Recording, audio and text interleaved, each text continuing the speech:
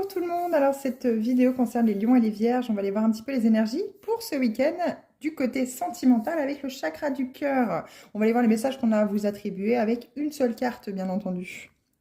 Alors les lions, on vous parle de pause émotionnelle et relationnelle, on parle du chakra coronal. Le chakra coronal, c'est celui qui se trouve tout au-dessus de votre tête, où était située votre fontanelle quand vous étiez enfant. Et on vous dit de travailler justement sur ce chakra, hein, sans doute de faire le vide, hein, le vide émotionnel, le vide mental justement par rapport à cette relation ou à cette personne, ces personnes qui vous entourent. Vous devez absolument faire le vide, hein, mentalement par rapport à cela. Si vous sentez que les énergies ressemblent en tout point, on va dire ça comme ça, ou sont très ressemblantes par rapport à ce que vous avez déjà vécu.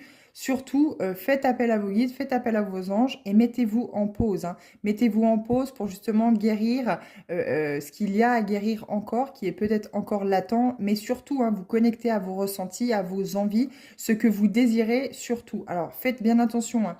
Sachez où sont vos besoins, où sont vos envies. Est-ce que cette personne-là, c'est fluide? Est-ce qu'il n'y a pas d'obstacle? Est-ce qu'il n'y a pas de blocage? Et auquel cas, vous allez pouvoir avancer vers quelque chose de concret. Mais ici, on vous parle de pause émotionnelle et relationnelle parce qu'il est peut-être justement question de vous connecter à ce chakra coronal et à recevoir les messages qu'on veut absolument vous envoyer, les lions. Les vierges. Ouf. Bon, les vierges, je ne suis pas porteuse de bonnes nouvelles pour vous.